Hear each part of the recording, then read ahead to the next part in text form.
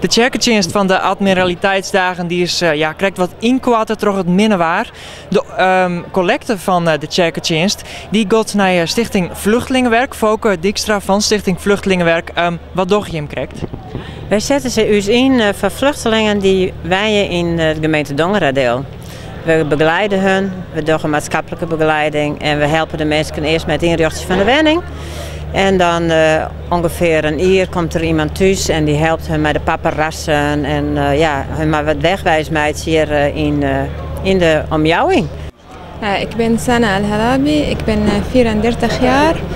Ik ben in Damascus in Syrië geboren. Ik heb in de Universiteit in Gilze gestudeerd. Ik ben getrouwd en ik heb 4 kinderen.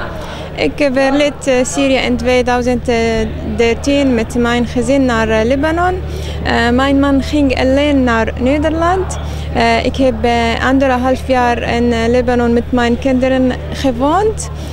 Dan mijn man krijgt een goede keuring voor mij en de kinderen naar Nederland te komen.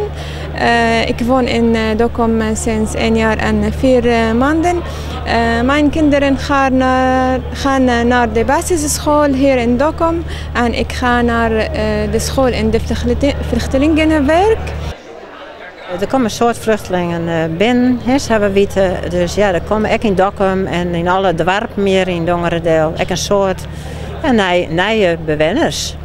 Ja, heel wichtig dus om zo'n onderwerp als dit onwijs te laten wijzen op de Admiraliteitsdagen. Ja, dat vind ik heel wichtig. Want de verbinding, maar we ziek je met een ander. En het is ook heel fijn dat er bijvoorbeeld, als op een buurt wenst, dat is even naar de tuin rennen kist. En dat ik zei van, goh, ik ga eens even naar mijn buurman die uit een oorlog aankomt. En ik drink daar eens een bakje koffie. Of ik zorg eens even om het hoekje. Dat is gewoon heel wichtig, want mensen zijn soms wel eens wat alleenig.